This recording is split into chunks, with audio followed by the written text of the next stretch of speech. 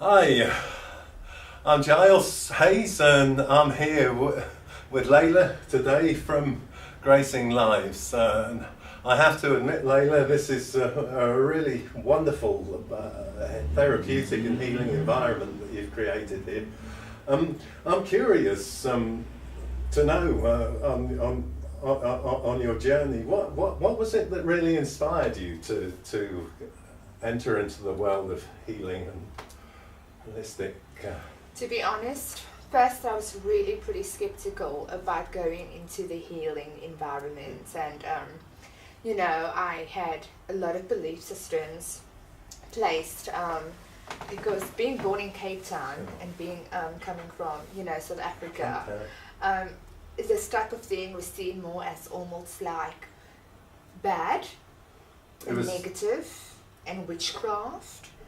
And I came from a financial background, so I was working in Santander, like in one of the banks. In Santander, it's a bit of a change. Yes, a very big change. So I was used to, the cocktails and that lifestyle, that corporate type of lifestyle that one lives.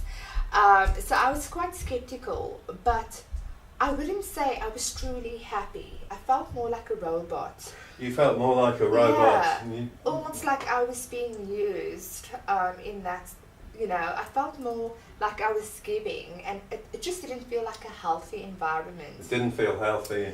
And yeah. I imagine you must have wondered, is there more? Yeah, and I kept being, all my customers and clients who would come to me I would always be really empathic towards them. So they'd come with their financial, the financial issue. And I'd always been wanting to know more about them. What is it that they need? So the more people who was coming to me, the more I was just being drawn to helping them. And that's why I thought I loved working in the corporate world, because it gave me the opportunity to help people, but not really help people authentically, more help people on a sales-based background with numbers. Yes, I understand. And then I started studying counseling, centered-based counseling. Centered-based? Yes. So centered-based counseling is more to do with the person. More to do with the person as a whole? No, because that's holistic counseling. Holistic counseling, it's more mind, body and soul. It's working more on a spiritual basis. And that's something that I really resonated more. And it gave me the opportunity to really get myself in it, submerge myself in that, and be present with someone. Get yourself completely submerged in it.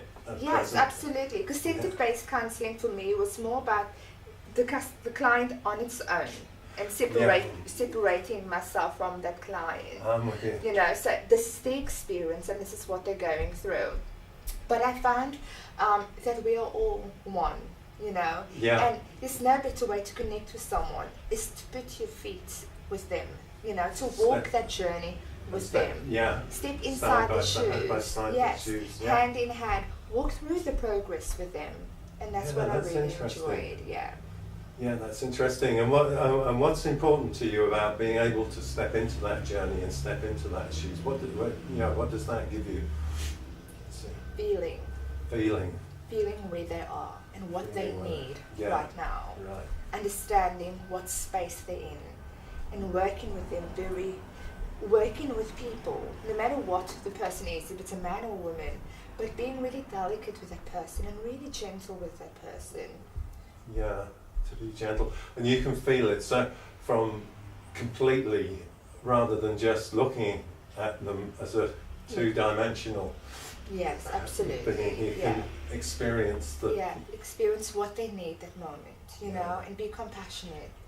Because no matter what, or no matter who you're with, there's one thing everybody needs, and that's love.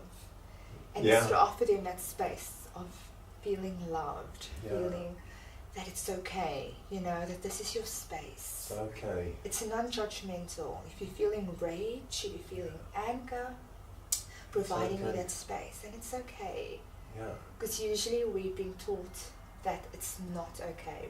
We've been taught to disengage with that emotions, or crying is not for men, or and they're not being heard. So it's helping them to embody those feelings, to integrate all those feelings. Yes. I think what you just described to me there, Leilah, is what I've heard Dr. Joe Dispenza call compassion. Yes. And that's a very interesting place to be. Yes. Yes. To be able to allow yourself to feel, yes. Be completely in the moment. Yes. And just absorb, just go into those feelings. yeah. And this is a tool that I use for many people, who come into my prisons or who has an opportunity to come and see me, is to allow them to be in that place. And for me to have compassion towards them is really big. It's a really big deal, because without compassion, there's no safety. There's no safety, and there's no possibility, is there? Yeah, absolutely, without compassion. Yes. Because there's a part that exists within all of us where anything is possible, but without compassion, we can't fully let go of whatever it is that's hurting us and holding us back. This is what I found. Absolutely. And it's really crucial that we don't just practice compassion with people, but we have compassion for ourselves. Yeah. Because that's called honoring.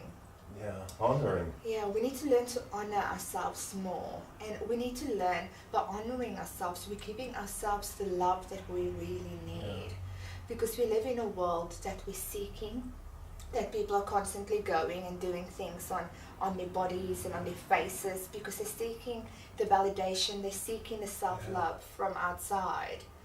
But it's almost like a rat race. Yeah. We're constantly seeking, running and searching, but we need to learn to just slow down and ask ourselves, what is it that I need right now? Yeah, what is it?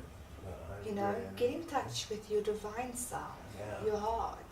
If you're having a very overwhelming day, if you feel really anxious, ask yourself, hold on, what do I need? Yeah. And that love you give to someone else, Yeah. and that compassion you give to someone else, Yeah. give it to yourself. And feel present with those feelings internally.